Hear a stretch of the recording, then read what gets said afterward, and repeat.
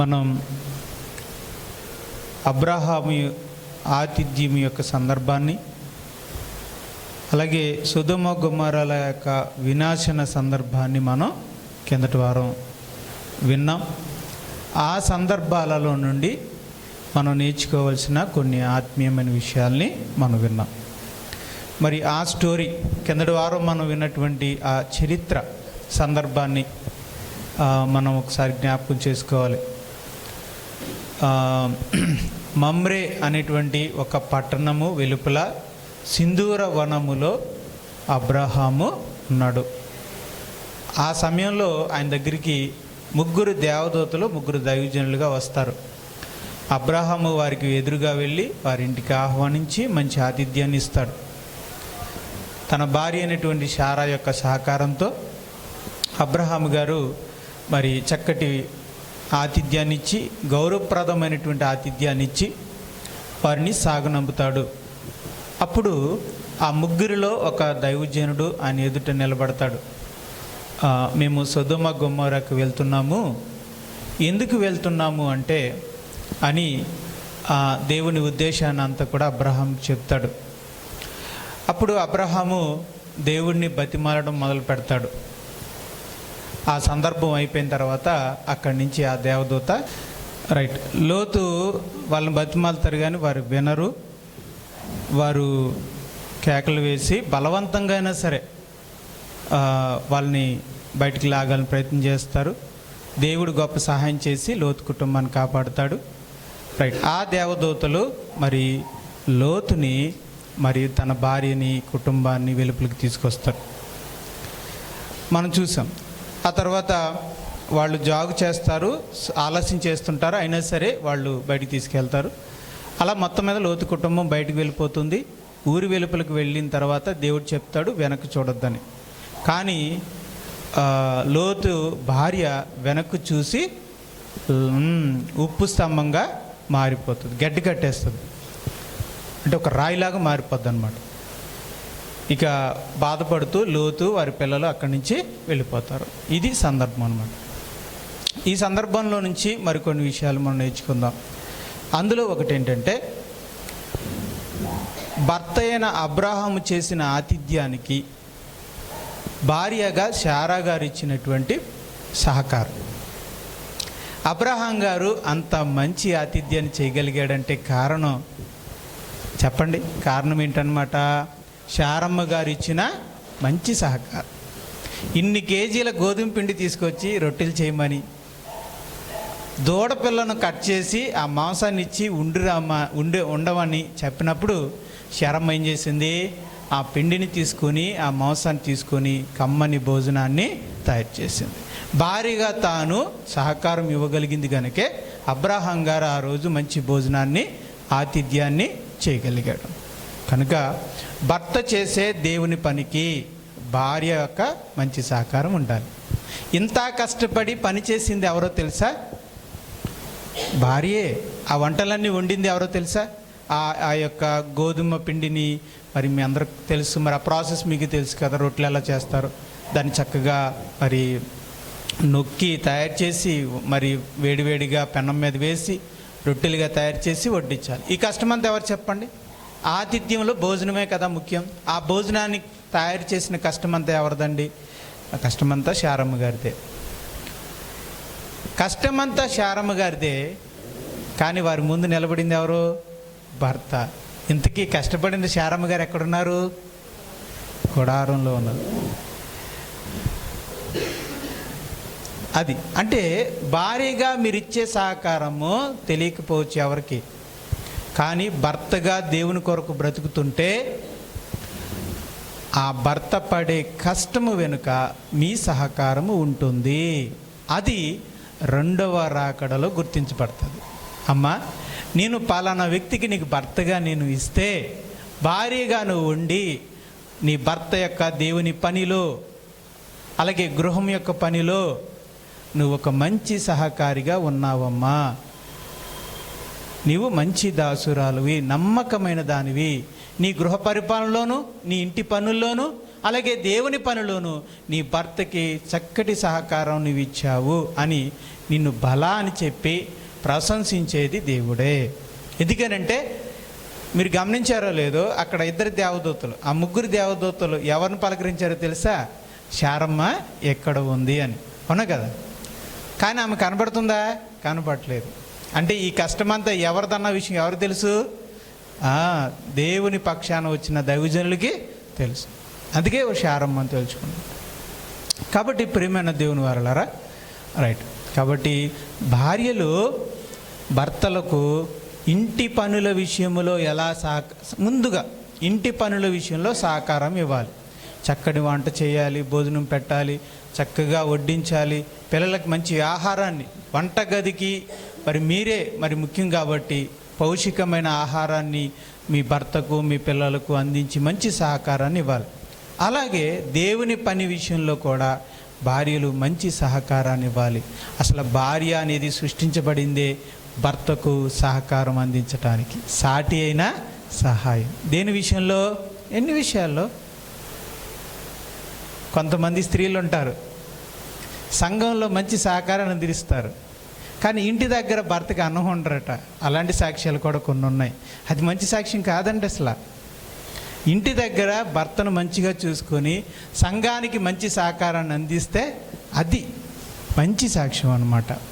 ఇంటి దగ్గరేమో వెలుతుగా ఉండి ఏ పని చేయకుండా సంఘానికి వచ్చి మాత్రం చలాకీగా పనిచేస్తున్నారంటే వాళ్ళు ఖచ్చితంగా వేషధారులు అని అర్థం. అలా ఉండడం దేవునికి ఇష్టం లేదు. వాళ్ళు ఎందుకో సంఘం దృష్టిలో పడాలనుకుంటున్నారు. సంఘం కోసం వాళ్ళు దేవుని దృష్టిలో పడాలనుకునే వ్యక్తులు అయితే కాదు. ఇలా అంటున్నందుకు సారీ. వాళ్ళు దేవుని దృష్టిలో పడాలనుకుంటున్న వ్యక్తులు కాదు, సంఘం దృష్టిలో, మనుషుల దృష్టిలో పడాలనుకుంటున్నవారు కాబట్టే వాళ్ళు ఇలాగా చేస్తున్నారు. కానీ దేవుని దృష్టిలో పడాలనుకునేవారు, నిజంగా దైవభక్తి కలిగిన వారు మొదట తమ ఇంటకు, తర్వాత సంఘానికి పరిచర్య చేస్తారు. వారు మరుగై ఉంటారు, కనపడకపోతారు. కనపడకపోయినా పర్వాలేదు, వాళ్ళ పరిచర్యను గుర్తించే ఒక రోజు ఉందమ్మా, ఖచ్చితంగా ఉంది. మనం అది నమ్మాలి. అదే అంత్యదినమున యేసు ప్రభు రాకడలో ఆయన న్యాయపీఠం ముందు మనం నిలబడినప్పుడు మంచివైనను చెడ్డవైనను ప్రతి క్రియ నిమిత్తము తీర్పు పొందు రోజున మనం చేసే ప్రతి మంచి పని నిమిత్తము మనం ప్రశంసించబడతాం, పొగడబడతాం. అలా పొగడబడేటప్పుడు ఒక మంచి భార్యగా గృహంలోనూ ఇటు సంఘంలోనూ భర్తకి మీరు సహకారంగా ఉంటే తప్పకుండా మీరు చేసిన పనికి యేసు ప్రభు నుండి మీరు ప్రశంసను పొందుతారు.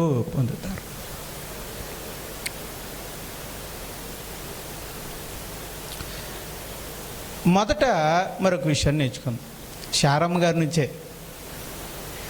అమ్మా, నీకు అబ్రహాము వచ్చే సంవత్సరం కల్లా నీకు కుమారుడు పుడతాడు అనగానే శారమ్మ గారు ఏం చేసింది? నవ్వింది. ఎందుకు నవ్విందట?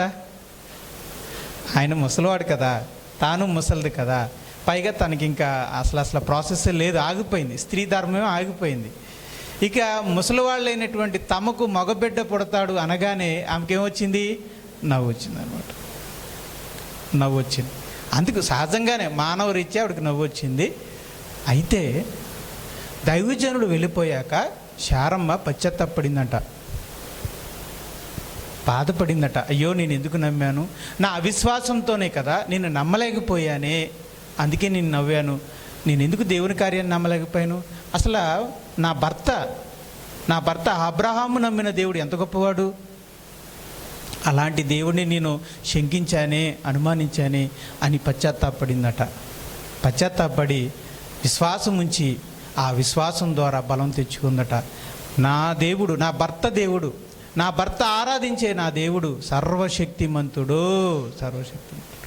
మరి ఆ సర్వశక్తిమంతుడైన దేవుడు మరొక సంవత్సరానికి నాకు మగబిడ్డనివ్వటానికి శక్తిమంతుడు అని నమ్మిందట. ఆ నమ్మకం ద్వారా బలం తెచ్చుకుందట, గర్భవతి అయిందట, కుమారుని కందట. ఇదంతా ఎక్కడుందట? నేను కల్పించిన కథ ఇంక కాదు. ఎక్కడుందో చెప్తారా? ఎక్కడుందో చెప్తారా? ఇది నేను చెప్పింది అంతా కూడా ఎక్కడుంది? ఛాన్స్ ఇచ్చాను, మంచి అవకాశం. అమ్మా ఏంటండి? ఎబ్రి పత్రికలో ఉంది. Very good. సిఎన్ రాజు గారు దగ్గరకు వచ్చారు. ఎక్కడండి? 11వ అధ్యాయంలో ఉంది. వెరీ గుడ్, ఇంకా దగ్గరికి వచ్చారు. ఎందుకంటే విశ్వాసుల గురించినటువంటి జాబితా అంతా కూడా అక్కడే ఉంటుంది. చూద్దాం. హెబ్రీయులకు రాసిన పత్రిక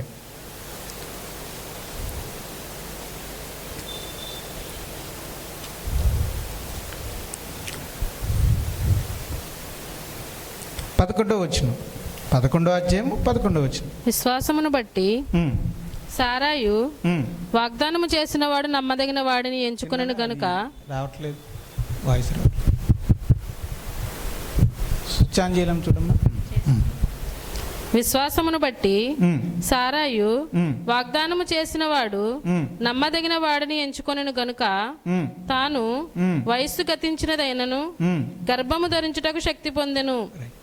ఈ మాటలో అంత అర్థం ఉంది. అంటే తాను నవ్వినప్పుడు వాళ్ళు వెళ్ళిపోయిన తర్వాత శారమ్మ ఆలోచించుకుందనే కదా, పశ్చాత్తాపడిందనే కదా. రైట్. జరిగిన ఆ సందర్భాన్ని నేను ఎలా ఊహించగలిగానంటే ఈ ఒక్క మాట ద్వారా ఊహించగలిగాను. ఏంటంటే వాగ్దానం ఇచ్చిన వాడు దేవుడు, మానవరీత్యగా నేను ఆలోచించి నవ్వాను. కానీ అసలు నీకు కుమారుడు పుడతానని చెప్పిన వాడు దేవుడు, సర్వశక్తిమంతుడు. అలాంటి దేవుడిని నేను ఎందుకు అనుమానించానా అని తర్వాత బాధపడింది అనమాట. తర్వాత నమ్మిందనమాట. నమ్మి ఏం పొందింది? శక్తి. చెప్పండి, నమ్మితే ఏమొస్తుంది అనమాట? శక్తి. చెప్పండి, నమ్మితే ఏమొస్తుంది అనమాట? అంటే దేవుణ్ణి కష్ట పరిస్థితుల్లో నమ్మితే మనకేమొస్తుంది? శక్తి. శక్తి. సిలువ ఈ లోకముకు ఎలా ఉంది? వెర్రితనంగా ఉంది. కానీ నమ్మిన వారికి, రక్షించబడుతున్న మనకి ఏమై ఉంది? దేవుని శక్తి. దేవుని వాగ్దానం ఎవరో తెలుసా? ఆ కుమారుడు ఎవరో తెలుసా? ఇసాకు అనుకుంటున్నారా? కాదు. ఇసాకు నుండి రాబోతూ ఉన్న యేసుక్రీస్తు. యేసుక్రీస్తు అనే వాగ్దానాన్ని నమ్మడం వల్ల ఆయనకి ఏమొచ్చింది? శక్తి వచ్చింది. అలాగే సిలువ వేయబడిన యేసు ప్రభుని నమ్మడం ద్వారా కూడా మనకేమొస్తుంది? శక్తి వస్తుంది. క్రైస్తవుడు అండి, ఆ విషయంలో నేను పరిపూర్ణుడని నేను అంటలేదు కానండి, వాక్యాన్ని బట్టి నాకు అర్థమైన విషయం ఏంటంటే క్రైస్తవుడికి శక్తి అనేది ఎలా వస్తుంది?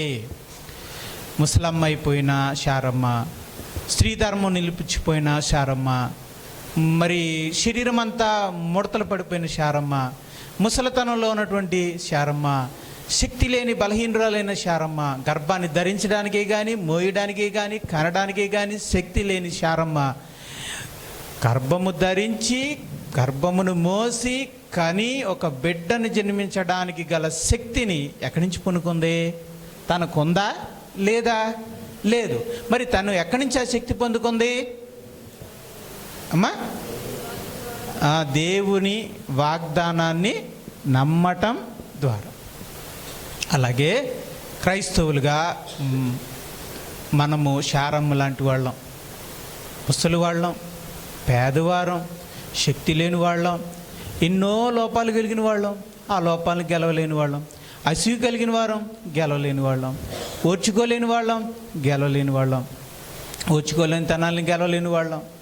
క్రైస్తుడిగా అంటే క్రీస్తుని పోలి నడవాలి. ఆ దీనత్వం మనలో లేదు,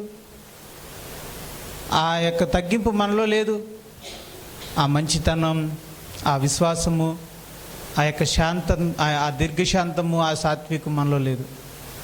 మనం కోప్పడిపోతాం, ఆయాసపడిపోతాం, ఓర్చుకోలేకపోతూ ఉంటాం, మనసులో చెడు ఆలోచన కలిగి ఉంటాం, మోహపు చూపులు చూస్తూ ఉంటాం, చెడు ఆలోచనలు చేస్తూ ఉంటాం, రకరకాల వ్యభిచార తలంపులు కలిగి ఉన్నాం, గతంలో ఎప్పుడో చూసినవి విన్న వాటి చేత శోధించబడుతూ ఉంటాం, రకరకాలుగా ఇబ్బందులు పడుతూ ఉంటాం, పొరుగువారిది ఆశిస్తూ ఉంటాం.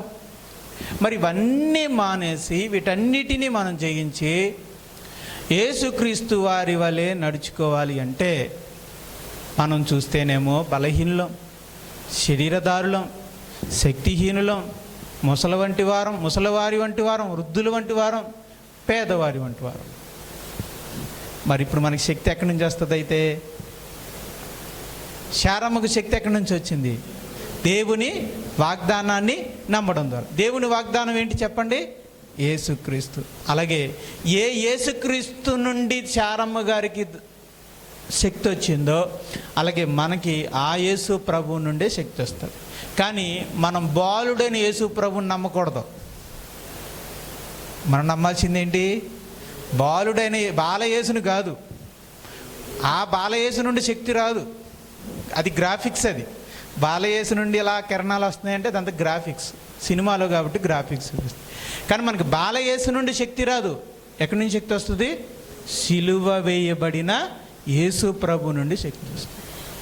అందుకే క్రైస్తవులు ప్రాథమికంగా సిలువ వేయబడిన యేసు ప్రభుని నమ్ముతూ ఉండాలి. ప్రభా, నీ కుమారుని సిలువ నేను నమ్ముతున్నాను ప్రభా, అందులో నాకు శక్తి ఉంది అని మనం అనగలగాలి. అలా ఒప్పుకుంటూ ఉంటే అందులో నుండి దేవుని శక్తి మనలోనికి వస్తుంది. అది నమ్మడం ద్వారా మనకి శక్తి అనేది వస్తుంది.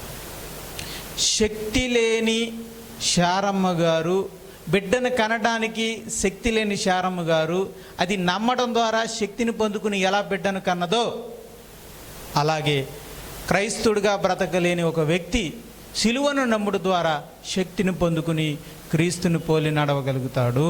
అది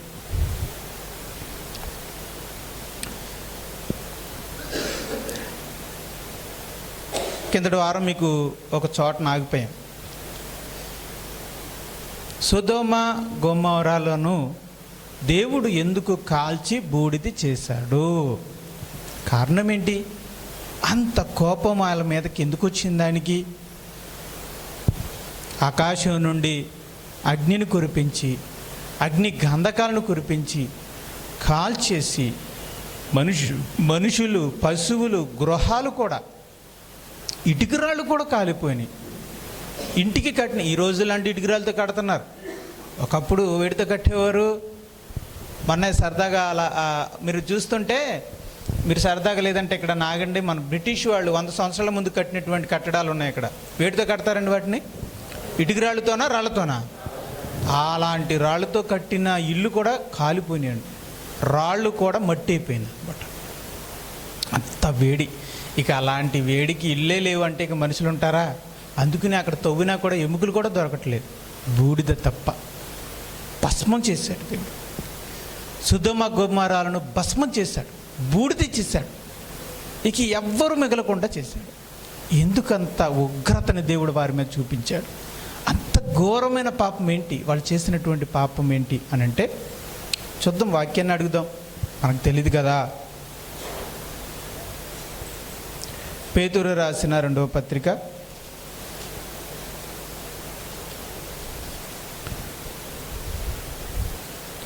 2వ అధ్యాయము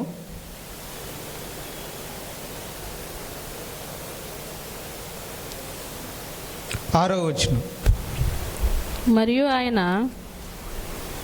సొదొమ గొమొర్రాలను పట్టణములను భస్మము చేసి ముందుకు భక్తిహీనులగు వారికి వాటిని దృష్టాంతముగా ఉంచుటకై వాటికి నాశనం విధించి దుర్మార్గుల కామ వికారమైన నడవడి చేత బహు బాధపడిన నీతిమంతుడగు లోతును తప్పించెను. ఆ నీతిమంతుడు వారి మధ్యన కాపురముండి తాను చూచిన వాటిని బట్టి వినిన వాటిని బట్టి వారి అక్రమమైన క్రియల విషయంలో దినదినము నీతిగల తన మనసు నొప్పించుకొనుచు వచ్చెను. రైట్. మొదట సొదొమలో ఉన్నవారు భక్తిహీనులు. చదవబడిన వాక్యాన్ని బట్టి మనకేమవుతుందంటే వాళ్ళు భక్తిహీనులు. రెండవది ఏంటంటే దుర్మార్గులు.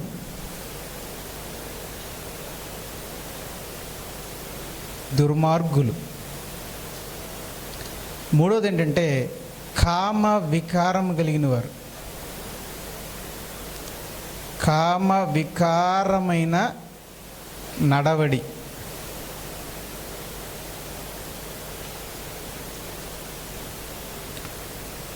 అలాగే అక్రమ క్రియలు చేయవారు. అక్రమ క్రియలు అన్నట్టు అక్రమ క్రియ. భక్తిహీనులు అనంటే భక్తి లేని వాళ్ళు. వారు చెరలోకి వెళ్ళిపోవాల్సి వస్తే వారిని కాపాడింది ఎవరు? చెరలోకి వెళ్ళిపోయిన వారిని మరలా కాపాడి తీసుకొచ్చింది ఎవరు? అబ్రహాం గారు. అబ్రహాం గారికి ఆ విజయాన్ని ఇచ్చింది ఎవరని చెప్పాడు? మన షాలేము రాజు గారైనటువంటి మెల్కీసెదెకు ఏమని చెప్పాడు? నీకు విజయం ఇచ్చిన సర్వశక్తిమంతుడు, సర్వోన్నతుడైన దేవుడు అన్నాడు. అంటే అబ్రహాముకు తోడైండి విజయాన్ని ఇచ్చినది ఎవరో? అబ్రహాము కొలిచే దేవుడు. ఇప్పుడు చెరలో నుంచి విడిపించబడి వారి గ్రామాలకు తిరిగి వచ్చినటువంటి సొదొమ కానీ గొమొర్రాలు కానీ ఇప్పుడు ఎవరిని ఆరాధించాలి? మొదటిగా ఎవరిని అభిమానించాలి? అబ్రహామును అభిమానించాలి. ఎవరిని ఆరాధించాలి? అబ్రహాము నమ్మిన దేవుడిని ఆరాధించాలి.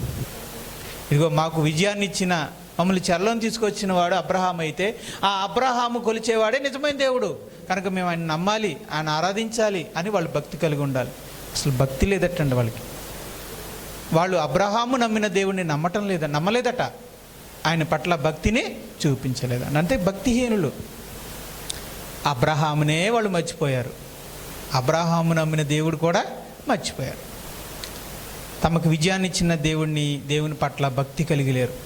సరే, అంతకుముందు ఏదో భక్తి లేదనుకుందాం, ఒక కార్యం జరిగింది కదా. కిందటి వారం చెప్పాను, ఒకవేళ విడుదల లేకపోతే భర్త ఏమో నీళ్ళు పోసే కాడ, భార్య ఏమో వంట ఉండే కాడ, కొడుకులు పిల్లలేమో పేడలు ఎత్తే కాడ ఉండాలి వాళ్ళ జీవితాలు. అంతే కదండి. బానిసలంటే మంచి బట్టలు వేసి ఇంట్లో సోఫాల మీద కూర్చోబెడతారా? లేదు కదా. అలాంటి బతుకులు. ఈరోజు ఎవరింట్లో వాళ్ళు కూర్చుని హ్యాపీగా తినగలుగుతున్నారంటే ఆ కారణం దేవుడే కదా. మరి గొప్ప కార్యం జరిగిన తర్వాత అయినా ఆయన మీద నమ్మకం రావాలి కదా. కానీ వాళ్ళకి రాలేదు. గతంలో వాళ్ళు భక్తిహీనులా? ఓకే. కానీ దేవుని అద్భుత కార్యం జీవితంలో చూసాక కూడా భక్తిహీనులా? అయితే దేవుడు ఊరుకోడు. మీ జీవితంలో మీరు భక్తి లేకపోతే ఓకే. మీ జీవితంలో దేవుడు అద్భుత కార్యం చేశాక, ఆయన రుచి చూశాక, ఆయన కార్యాన్ని మీ జీవితంలో చూశాక కూడా ఆయన మీద మీకు నమ్మకం రాకపోతే, భక్తి లేకపోతే మాత్రం అది తప్పే అవుతుంది. రెండింతలు తప్పు అవుతుంది. ఇక రెండో విషయం, దుర్మార్గులు. భక్తి లేకపోయేసరికి ఏమవుతారు? వాళ్ళు రౌడీలా తయారవుతారు. నెక్స్ట్ వాళ్ళు ఏమన్నారు? కామ వికారమైన నడవడి. అంటే కామత్వంతో నిండిన వారు జారత్వం చేస్తారు, వ్యభిచారము చేస్తారు. కానీ ఇక్కడ ఏమంటున్నాడంటే కామ వికారమైన పనులు అంటున్నాడు. అంటే ఇక్కడ కామ వికారము అని అంటే ఒకసారి చూడండి వాళ్ళ చెడుతనం ఎంత విస్తరించిందో.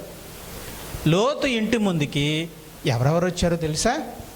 మంచి పొడిచి వాళ్ళేం కాదు, యవనులు కాదు, యవనులే కాదు. ఎవరు కూడా వచ్చారట? పెద్దలు మొదలుకొని చిన్నవారు వరకు. అంటే చిన్నపిల్లల మనసులో పాడైపోయినాయి. పెద్దవాళ్ళు మరి వయసు వచ్చిన తర్వాత జ్ఞానం రావాలి వాళ్ళకి, ఈ పనులు తప్పురా అనేటువంటి ఆలోచన వచ్చేవాళ్ళు కూడా, ఆ వయసులో ఉన్నవాళ్ళు కూడా మరి అత్యాచారం చేయడానికి వచ్చారు. అత్యాచారం చేయడానికి, బలవంతంగా అనుభవించడానికి పిల్లలు వచ్చారు, యవనులు వచ్చారు, పెద్దవారు వచ్చారు. అది కామ వికారం అన్నమాట. యవనులు వచ్చారు అంటే అది కామం. చిన్నపిల్లలు వచ్చారంటే అర్థం ఏంటి? కామ వికారం. వయసు మళ్ళిన వాళ్ళు వచ్చారంటే అర్థం ఏంటి? కామ వికారం.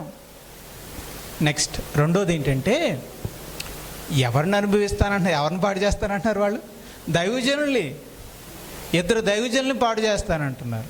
వచ్చింది పురుషులు, అనుభవిస్తానంటుంది ఎవరిని? పురుషుల్ని. అర్థమైందా మీకు కామ వికారం అంటే? అదనమాట. అంటే ఒక వయసు లేదు, ఒక లింగము లేదు, ఒక వరస లేదు, ఇదంతా కూడా వికారం. వరస లేదని ఎందుకన్నానంటే ఈ ప్రమాదం జరిగిన తర్వాత ఏం జరిగింది మీ అందరికీ తెలుసు కదా. లోతు గారి కుటుంబంలో తండ్రి, ఇద్దరు బిడ్డలు ఏం చేశారు మీకు తెలుసు కదా. అందుకే అంటున్నాను వరస లేదు అని. వయసు లేదు, లింగభేదం లేదు, ఏం కూడా లేదు, వరస కూడా లేదు. ఈ మూడు లేకపోతే దాన్ని ఏమంటుంది బైబిల్? ఒక్క మాటలో చెప్పింది, కామ వికారమైన నడవడిక. ఇక చివరిది ఏంటంటే అక్రమ క్రియలు. నిజంగా అబ్రహాం ఎవరిని చూసి వాళ్ళని విడిపించాడు, వాళ్ళని గెలిపించాడు? లోతుని చూసి. మరి లోతు గారిని వారు గౌరవించాలా లేదా? రే పొరుగురోడు వచ్చి మన మీద ఏదో మాట్లాడుతున్నాడు రా, మనకేదో మంచి చెడు చెప్తున్నాడు రా, వీడిని ముందేసేంట్రా అంటున్నారు. అంటే ఇప్పుడు లోతు మీద వాళ్ళకి గౌరవం ఉందనా లేదనా? లేదు. అక్రమం. రెండో అక్రమం ఏంటి తెలుసా అండి? తలుపులు బద్దలు కొట్టాలనుకున్నారట. ఎవరి తలుపులు? లోతు గారి ఇంటి తలుపులు బద్దలు కొట్టాలి. మరి అక్రమం. తర్వాత లోతు ఏమన్నాడు తెలుసా? నువ్వు మాకు అడ్డం వస్తే నిన్ను కూడా వేసేస్తాం. మొదట నిన్నేసేస్తాం అన్నారు, నిన్ను చంపేస్తాం అన్నారు. ఏమండి, వీళ్ళు ఈ రోజు ఇలా మేలుగా బతుకున్నారంటే కారణం లోతు కదా, లోతు కుటుంబం కదా. తమను అంత మేలు చేయబడిన లోతు కుటుంబాన్ని సర్వనాశనం చేయాలనుకుంటున్నారు. అంటే వాళ్ళకి మేలు చేసిన వాళ్ళని లేదు, కీడు చేసిన వాళ్ళని లేదు. వాళ్ళు ఏం చేస్తున్నారు? వాళ్ళకి అడ్డొస్తే చంపేస్తానంటున్నారు, బదులు కొట్టేస్తానంటున్నారు, పాడు చేసేస్తానంటున్నారు. దీన్ని ఏమంటారండి? అక్రమం అన్నమాట. ఇది ఇలాంటి ప్రవర్తనలో వాళ్ళలో ఉన్నాయి అనేది మనకు అర్థం. అందుకు దేవుడు విసిగిపోయి, దేవుడు చెప్పి ఒక అవకాశాన్ని ఇచ్చి అబ్రహాము ద్వారా అలాగే లోతు ద్వారా అక్కడ ఆయన చెప్పినప్పటికీ ఇద్దరు దేవదూతలను పంపించి వారి ద్వారా చెప్పిద్దామన్నా కూడా వాళ్ళు వినని స్థితిలో ఉన్నారు. లోతు కూడా చెప్పాడండి. లోతు కూడా అక్కడ వాళ్ళ ఒక సాక్షిగా నిలబడ్డాడు. ఇలా ఉండకూడదు, ఒక భక్తి కలిగి ఉండాలి, ఒక ప్రవర్తన కలిగి ఉండాలి, ఒక నీతి కలిగి ఉండాలి, ఒక శాంత గుణాన్ని కలిగి ఉండాలి, ఒక ఆతిథ్యాన్ని ఇవ్వాలి, బయట నుంచి ఎవరైనా వస్తే వారికి సాష్టాంగ నమస్కారం చేసి గౌరవించాలి. ఇవన్నీ కూడా తన ప్రవర్తన ద్వారా సాక్ష్యం ఇస్తున్నాడు ఆ ఊరి వారందరికీ. కానీ వాళ్ళేమో భక్తిహీనులుగాను, దుర్మార్గులుగాను, కామ వికారముగాను, అక్రమంగాను జీవిస్తున్నారు.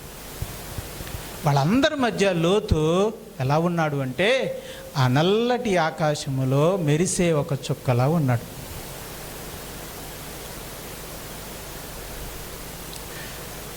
ఆ నల్లటి ఆకాశములో మెరుస్తున్న చుక్కలా ఉన్న లోతు ఆ నలుపును చూసట చాలా బాధపడేవాడట.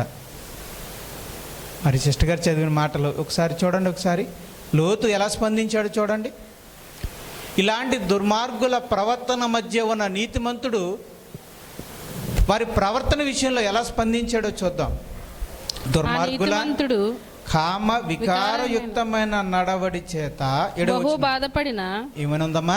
బహు బాధపడిన లోతు నీతిమంతుడకు లోతుని తప్పించెను. Very good, right. లోతు ఎలా జీవించాడు? అక్కడ నీతిమంతుడిగా జీవించాడు. నీతిగా మనసును నొప్పించుకొని నీతిమంతుడిగా జీవించాడు. కానీ వీళ్ళ ప్రవర్తన బట్టి ఆయన ఎలా బాధపడ్డాడు? బహు బాధపడ్డాడు. బహు బాధపడ్డాడట. ఇంకా ఆ నీతిమంతుడు వారి మధ్యన కాపురముండి తాను చూచిన వాటిని బట్టి వినిన వాటిని బట్టి వారి అక్రమమైన క్రియల విషయంలో దినదినము నీతిగల తన మనసును నొప్పించుకొనుచు వచ్చెను. అంటే ఆయన నొప్పించుకొనుచుండెను అనంటే మనసు నొప్పి, అంటే మనసులో నొప్పి వచ్చేసేదట. చూడండి, ఒక నీతిమంతుడికి తమ గ్రామంలో కానీ, తాను ఉంటున్న సంఘంలో కానీ, తాను ఉంటున్నటువంటి సమాజంలో కానీ, తాను ఉంటున్నటువంటి ఉద్యోగం చేసేటప్పుడు కానీ నీతిమంతుని యొక్క హృదయం ఎలా ఉంటుందంటే వాళ్ళు చేసే అక్రమ క్రియలను చూసినప్పుడు కానీ విన్నప్పుడు కానీ బాధపడతాడట, బహు బాధపడతాడట. తర్వాత మనసులో నొప్పి వస్తుందట. ఇవి రెండు లక్షణాలండి. మనం నీతిమంతుల మనసును కలిగి ఉన్నామా లేదా అనడానికి ఇది లక్షణం అండి. ఇది చూసినప్పుడు నేను చాలా భయపడ్డాను. నన్ను నేను చూసుకున్నాను. ఎందుకనంటే ఏదో అనుకుంటాం కానండి, లోతు కానీ అబ్రహాం గారు కానీ వాళ్ళు విలువలు కలిగిన వారండి, నీతిమంతులండి. అంటే వాళ్ళ ప్రవర్తన బట్టి వాళ్ళు యోగ్యులని నేను అంటలేదు కానండి, వాళ్ళలో కూడా ప్రవర్తన ఉందండి, మంచి ప్రవర్తన ఉంది. లేకపోతే అలాంటి పనులు జరిగే చోట వాళ్ళు ఎలాంటి మనసును కలిగి ఉన్నారు అనంటే దుర్మార్గులు చేసే పనులు విన్నప్పుడట బహు బాధపడ్డారట. వాళ్ళ మనసులో ఏమొచ్చిందట? నొప్పి. వాళ్ళ మనసులో నొప్పి పొందారట, నొప్పి అనుభవించారు. వాళ్ళ మనసు నొచ్చుకునేదట, బహు బాధపడ్డారట. సాధారణంగా దుర్మార్గులు దుర్మార్గమైన పనులు చేస్తూ ఉంటే మరి మన హృదయం, ఒక వ్యక్తి యొక్క హృదయం ఎలా స్పందిస్తుందో అన్న దాన్ని బట్టి నీతిమంతుడా లేకపోతే ఇప్పుడు ఉదాహరణకి మన ఊరిలో ఏదో డ్యాన్స్, బేబీ డ్యాన్స్ అని ఏదో రికార్డ్ డ్యాన్స్ లాంటివి ఏదో వేస్తున్నారనుకోండి, మరి అలా చూస్తాం. దాన్ని బట్టి మన మనసు ఏంటని తెలిసిపోతుంది. దాన్ని చూసి మనం బాధపడుతున్నాం అనుకోండి, మనం నీతిమంతుల మనసును కలుగున్నాం. మనం కూడా చూసి సంతోషిస్తున్నాం అనుకోండి, రైట్, మనం కూడా సొదొమలో కలిసిపోయామని అర్థం.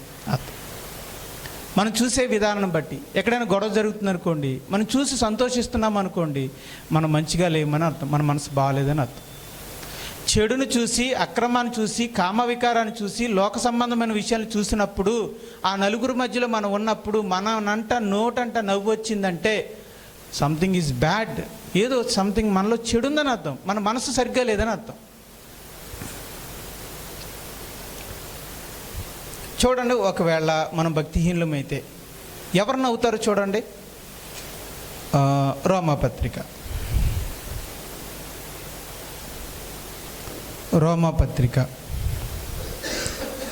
1వ అధ్యాయము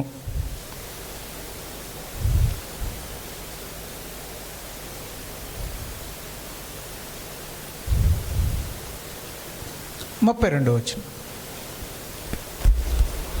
ఇట్టి కార్యములను చదవండి. ఇట్టి కార్యములను అభ్యసించువారు మరణమునకు తగిన వారు అను దేవుని న్యాయ విధిని వారు బాగుగా ఎరిగియుండియు వాటిని చేయుచున్నారు. ఇది మాత్రమే గాక వాటిని అభ్యసించు వారితో సంతోషముగా సమ్మతించున్నారు. కనుక భక్తిహీనులు ఏం చేస్తారు? సంతోషిస్తారు. భక్తిహీనమైన క్రియలు జరిగినప్పుడు సంతోషిస్తారు, అలాగే సమ్మతిస్తారు. బాగా చేశారు, భలే చేశారు అని అంటారు. ఏం కాదండి, ఒక్కసారి దాచుకోకండి. దేవుని వాక్యం ఇప్పుడు మనల్ని తీర్పు తీరుస్తుంది. మిమ్మల్ని మీరు దాచుకోవడానికి ప్రయత్నం చేయకండి. నా సలహా ఏంటంటే మీరు దాచుకోవద్దు, ఇక్కడ ఓపెన్ అయిపోండి. రైట్, మీరు ఎలా స్పందిస్తున్నారో ఒకసారి చూసుకోండి. ఒక సొదొమలో ఒక నీతిమంతుడు, ఆ అక్రమ క్రియల మధ్యలో ఉన్న ఒక నీతిమంతుడి మనసు బాధపడింది, నొచ్చుకుంది. రైట్, ఒక భక్తిహీనుల మధ్యలో ఒక భక్తిహీనుడు ఆ క్రియలను బట్టి సంతోషిస్తున్నాడు, సమ్మతిస్తున్నాడు. భలే జరిగింది, భలే జరిగింది అంటున్నాడు. దీన్ని బట్టి స్పందించే దాన్ని బట్టి మనం ఏం మనసును కలిగి ఉన్నామో తెలిసిపోతుంది.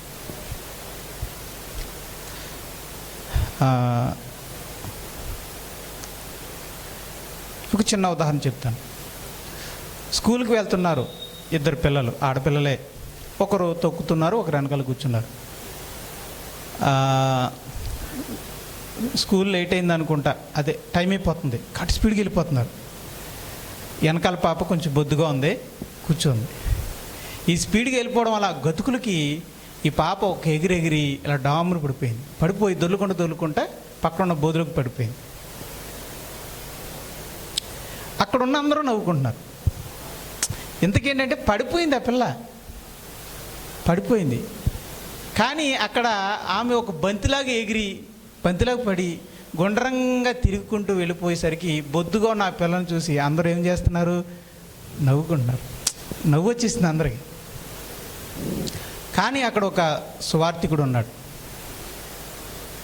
ఆయన వెంటనే నా బైక్ మీద ఉన్నాడు. ఆయన నేనే ఎలా చూస్తున్నాను ఏం జరిగిందని, నేను వెనకాల ఉన్నాను. వెంటనే ఆపాను. నా వెనకాల ఉన్నటువంటి సువార్థికుడు వెంటనే వెళ్ళిపోయి ఆ బిడ్డను పట్టుకుని లేపి, అమ్మ దెబ్బలు ఏమైనా తల్లియమ్మా, అమ్మ ఏమైనా తల్లియమ్మా అని అన్నాడండి. అసలు షాక్ అయిపోయింది. అది నీతిమంతుని మనసు అలా ఉంటుంది అన్నమాట. ఈ చిన్న ఉదాహరణ ఎందుకు చెప్పానంటే అక్కడ వాళ్ళందరికీ ఆ సందర్భం ఎలా వచ్చింది? నవ్వుకుని ఎలా వచ్చింది. కానీ ఆయన ఎలా తీసుకున్నాడో దాన్ని బట్టి మనం అండి, మన మనసు ఎలా స్పందిస్తుందో దాన్ని బట్టి మన మనసేమో చెడు విషయాలకి సంతోషిస్తూ సమ్మతిస్తూ ఉంది. కానీ నేను దేవుని బిడ్డని అని మనం అనుకుంటున్నామంటే మనం మోసం చేసుకుంటున్నామని అర్థం. అందుకే నాడు అంటున్నాను, ఓపెన్గా ఉండండి అంటున్నాను. దాచుకోవడానికి ట్రై చేయకండి. ఈరోజు ఓపెన్ అయ్యి మీరు చెడు విషయాల్లో ఎలా స్పందిస్తున్నారు? మీ మనసు ఎలా స్పందిస్తుంది? ఒకసారి పరాయి మనిషిని గమనించినట్టుగా మిమ్మల్ని మీరు గమనించుకోండి. మీకు అర్థమవుతుందా? మిమ్మల్ని మీరు చూసుకుంటున్నట్టుగా అనుకోకండి, దాచుకోవడానికి ట్రై చేస్తారు. పరాయి మనిషిని చూసినట్టుగా ఒకసారి తలకాయ నడి పంపించి ఇటు నుంచి చూడండి. మీ హృదయం చెడు సంగతుల విషయంలో ఎలా స్పందిస్తుంది? అప్పుడు అర్థమవుతుందండి మనం కొంచెం అటీట్లో ఉన్నామని అర్థమవుతుంది. కొన్ని చెడు క్రియలకి మనం సమ్మతిస్తున్నాం, సంతోషిస్తున్నాం. ఎవరో ఒక బూతు మాట అన్న విషయంలో ఒక బూతు జోకేస్తే దానికి మనం నవ్వుతున్నాము అంటే మనం ఎలా నీతిమంతుల మనసును కలిగి ఉన్నామని ఎలా అనగలం? మనం పని చేసే చోట్ల అలా భక్తిహీనులు అలా కూర్చొని వాళ్ళు తింటూ రకరకాల జోకులు వేసుకుంటూ ఉంటారు, అశ్లీలమైన జోక్స్లు వేసుకుంటూ ఉంటారు, బూతులతో కొన్ని జోక్స్ వేసుకుంటారు. వాటికి కూడా నేను కూడా కూర్చొని పగలబడి నవ్వుతా అవుడవునవును అని అంటూ ఉంటే నేను నీతి మనసును కలిగి ఉన్నాను, చర్చకొచ్చి అని నేను అనుకుంటున్నాను అంటే నేను మోసం చేసుకుంటున్నాను అని అర్థం. మిమ్మల్ని మీరు మోసం చేసుకుంటున్నామని అర్థం. ఆ విషయంలో నాకు అది అర్థమవుతూ వచ్చినప్పుడు అండి చాలా పశ్చాత్తాపడ్డాను. ప్రభువా, నేను కూడా ఇప్పుడు నేను ఆ మాట అనకపోవచ్చు, కానీ నేను నవ్వడం ద్వారా నేనేం చేస్తున్నాను? అక్కడ తర్వాత మాట ఏముంది? సంతోషించి, ఆ మాట ఏముంది? లాస్ట్ మాట ఏంటి? సంతోషించి సంతోషముగా, అంటే నువ్వు సంతోషించావంటే దానికి ఏం చేసినట్టు? నువ్వు సమ్మతించావు అని అర్థం. అంటే పరోక్షకంగా నువ్వు కూడా పాపం చేసిన వాడు అవుతుంది. ఇక నేను కొంచెం భయపడ్డాను. ప్రభువా, నేను స్పందించే దాన్ని బట్టే నా జీవితం అయితే నేను నవ్వుతున్నాను అంటే వాళ్ళ పాపక్రియల్లో నేను పాలుపుచ్చుకుంటున్నట్టే కదా. ప్రభువా, నన్ను క్షమించండి, నవ్వకుండా ఉండడానికి సహాయం చేయి. ఇక దేవుని కృప వల్ల మాకు ఒక స్పెషల్గా రూమ్ దొరికింది. ఇక అంతే, ఇక అక్కడికి వెళ్ళిపోయాం, భోజనం చేయడానికి అక్కడికి వెళ్ళిపోయాం. అనేవారు, ఎవండి రత్నకిషోర్ ఆర్కే గారు అంటారు నన్ను. ఆర్కే గారు ఏంటి మధ్యన భోజనానికి రావట్లేదు ఏంటి అని. నేను మనసులో మీకు దన్నవరా బాబు, వీరేదో అంటారు, దానికి నేను నవ్వుతాను, మళ్ళీ ఆ తర్వాత ఇంటికి వెళ్ళి ఏడవాలి. నాకు అవన్నీ వద్దు బాబు, నేను ఒక్కడనే ఆ చీకటి గదిలో తింటాను అని చెప్పి అనుకున్నాను అన్నమాట. ఇంకేం చేస్తాం? నాకు అవకాశం దొరికింది, ఒకవేళ మీకు అవకాశం దొరకలేదు, వాళ్ళతో కూర్చొని తినాలి. ఇప్పుడు ఏం చేస్తారు? కంట్రోల్. ప్రార్థన చేసుకోండి మనసులో, ప్రభువా వీళ్ళేదైనా చెడ్డ మాటలు పలికితే అవునవును అని తొందరపడి అనకండి. తర్వాత వాళ్ళు ఏదన్నా బూతు జోకేస్తే వెంటనే నవ్వకండి, కంట్రోల్ చేసుకోండి, మీ మనసును కంట్రోల్ చేసుకోండి. కంట్రోల్ అవ్వకపోతే అప్పుడు మీరు రహస్యంగా ఏం చేయాలి? మీ మనసులో ప్రార్థన చేసుకోండి, ప్రభువా నాకు ఆ నవ్వు రాకుండా సహాయం చేయి ప్రభు. వాళ్ళు మాట్లాడుతుంది బూతు, వాళ్ళు మాట్లాడుతుంది చెడు, వాళ్ళు మాట్లాడుతుంది ఇతరుల్ని గేలి చేస్తూ నవ్వుతూ మాట్లాడుతున్నారు. నేను అలా పాపక్రియలో పాలివాడును కాకుండానట్లు, సంతోషించకుండానట్లు నన్ను ఆపండి ప్రభా, నా హృదయాన్ని ఆపండి, నా నోటిని ఆపండి. ఆ టైంలో మీరు నవ్వి కానీ అవును అన్నారనుకోండి, ఇంకా అంతే. యుద్ధము చెయ్యువానికి ఎంతయో సామానం వద్ద ఉన్నవాడికి కూడా అంతే అన్నట్టు ఓ నీతి ఉందిలేండి. యుద్ధానికి కత్తి పెట్టుకెళ్ళి యుద్ధం చేసేవాడికి అంటండి ఎంత జీతం ఉంటుందో, యుద్ధం చేయకుండా సామానాల దగ్గర కాపలా కాసేవాడు ఉంటాడు కదండి, వంటోడు, వాడికి అంతే జీతం ఇవ్వాలంటండి అండి. అలాగే కుళ్ళు జోకేసిన వాడికి ఎంత జీతం ఉంటుందో దాన్ని చూసి నవ్విన మనకు కూడా అంతే. నేను ఎందుకు సీరియస్గా తీసుకున్నా మీకు అర్థం కాలేదు, మీకు అర్థం అవ్వాలి ఇప్పుడు దీన్ని బట్టి. కుళ్ళు జోకేసిన వాడికి ఎంతో, ఆ కుళ్ళు జోకును విని నవ్వినందుకు నాకే అంత అయితే, నేను అనకపోయినా నాకే అంత అయితే అప్పుడు నాకెందుకు అది? కాబట్టి వద్దు ప్రభా అని జాగ్రత్త పడడం మొదలుపెట్టు. అలాగే మీరు మెల్లమెల్లగా ట్రై చేయండి. అవతల వాళ్ళు ఏం మాట్లాడుతున్నారు, అవతల వాళ్ళు ఎలాంటి జోకులు వేస్తున్నారు కాస్త వింటూ దానికి నవ్వచ్చా నవ్వకూడదా, లేకపోతే అనొచ్చా అనకూడదా, కొంచెం జాగ్రత్తగా చూసుకోండి. ఆ తర్వాత మీరు సమ్మతించండి. సరే,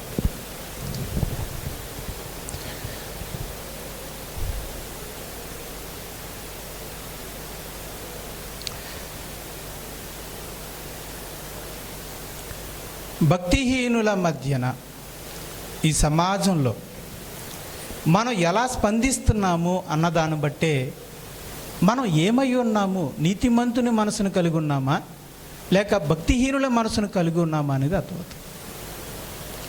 బహుబాధపడిన,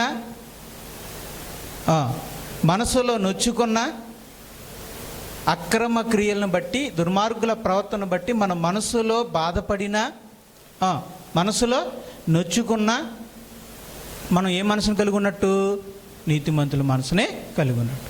ఒకవేళ ఆ అక్రమ క్రియల మధ్యలో, ఆ చెడు మాటల మధ్యలో మనం ఒకవేళ సంతోషించి సమ్మతిస్తే, మనం కూడా సంతోషిస్తున్నామంటే, మనం కూడా ఊకొడుతున్నామంటే, ఆ రకంగా మనం సమ్మతిస్తున్నామంటే మనం భక్తిహీనుల మనసునే కలిగి ఉన్నాం అంత.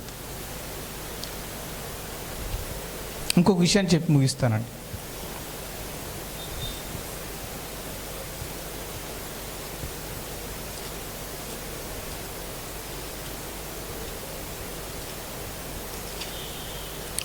యోధా రాసిన పత్రిక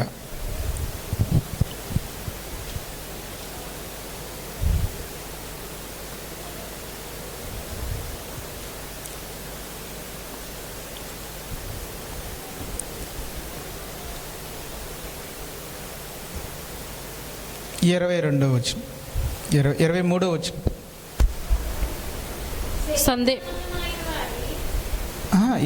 సందేహపడు వారి మీద 22, 23. సందేహపడు వారి మీద కనికరం చూపుడి, అగ్నిలో నుండి లాగినట్టు కొందరిని రక్షించుడి. ఓకే, మీరు చదివిన కరెక్టేనండి. ఓకే. శరీర సంబంధమైన వారి, అగ్నిలో నుండి లాగినట్టు కొందరిని రక్షించుడి. శరీర సంబంధమైన వారి అపవిత్ర ప్రవర్తనకు ఏమాత్రము ఒప్పుకొనక దానిని అసహించుకొనుచు భయముతో కొందరిని కరుణించుడి. ఇక్కడ ఇంకోటి కనపడిందండి. నీతిమంతుల మనసు భక్తిహీనుల ప్రవర్తనను చూసినప్పుడు, వాళ్ళ క్రియలు చూసినప్పుడు ఏం చేస్తుంది?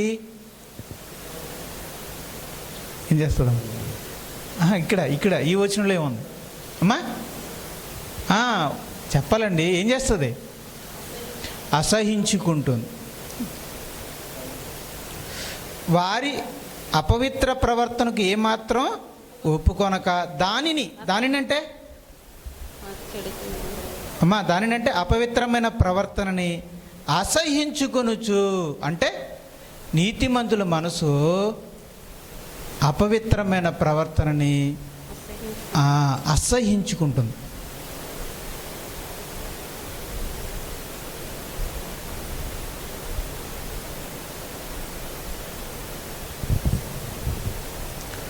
ఒకసారి ఎలా వస్తారా బ్రదర్?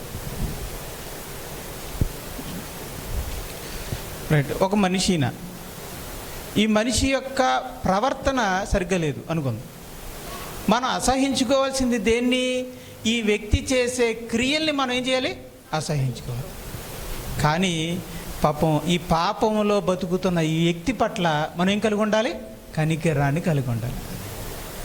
చేసే పనుల విషయంలో అసహ్యం ఉండాలి, కానీ చేసే వ్యక్తి పట్ల ఉండాలి? కరుణ ఉండాలి. అయ్యో పాపంలో బతుకుతున్నాడే, పాపంలో జీవిస్తున్నాడే, చచ్చిపోతే నరకానికి వెళ్ళిపోతాడేమో అని మనకు ఉండాలి.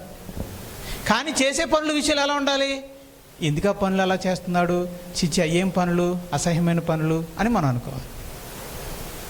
అర్థమవుతుందండి? అంటే ఇప్పుడు నీతిమంతుల మనసులో ఎవరిని అసహించుకుంటాయి? వ్యక్తినా, వ్యక్తి చేసే పనులనా? వ్యక్తి చేసే చెడ్డ పనులు అసహించుకుంటాయి. మరి నీతిమంతుల మనసు మరి వ్యక్తిని చూసి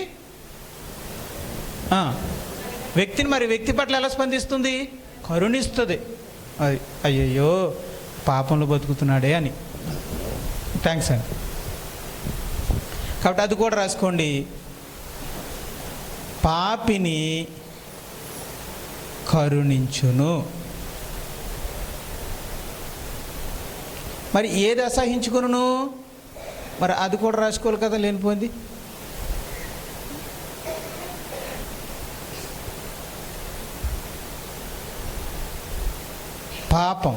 పాపాన్ని అసహించుకును, పాపిని కరుణించు.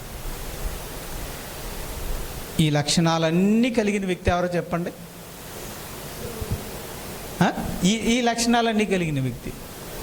లోతుకి 2 లక్షణాలే ఉన్నాయి, కానీ ఇప్పుడు చెప్పిన ఈ 4 లక్షణాలు కలిగిన వ్యక్తి ఒక ఆయన ఉన్నారు. ఎవరో తెలుసా? యేసు ప్రభు. ఆయన అంతకంటే మంచి మనసు కలిగిన వాడు. ఇప్పుడు మనం లోతు మనసు కలిగి ఉండాలా, ప్రభు మనసు కలిగి ఉండాలా? ప్రభు మనసును కలిగి ఉండాలి. అంతకంటే ఉన్నతమైన మనసు మనకు ఉండాలన్నమాట. ఓకేనండి. ఈరోజు దేవుని వాక్యం మనకి తీర్పు తీర్చింది, మన మధ్యన నిలబడింది, మనల్ని ప్రశ్నిస్తుంది, మన హృదయం ఎలా స్పందిస్తుంది, దుర్మార్గుల ప్రవర్తన మధ్యన, దుర్మార్గుల యొక్క మాటల మధ్యన మనం ఉన్నాం. వాళ్ళ క్రియల్ని మనం అసహించుకోగలుగుతున్నామా? వారి పట్ల కనికరం కలిగి ఉన్నామా? వారు చేసే పనుల పట్ల మన మనసు నొచ్చుకుంటుందా? వాళ్ళు చేసే క్రియలను బట్టి, వాళ్ళ మాటలను బట్టి మనం బహుబాధపడుతూ ఉన్నామా?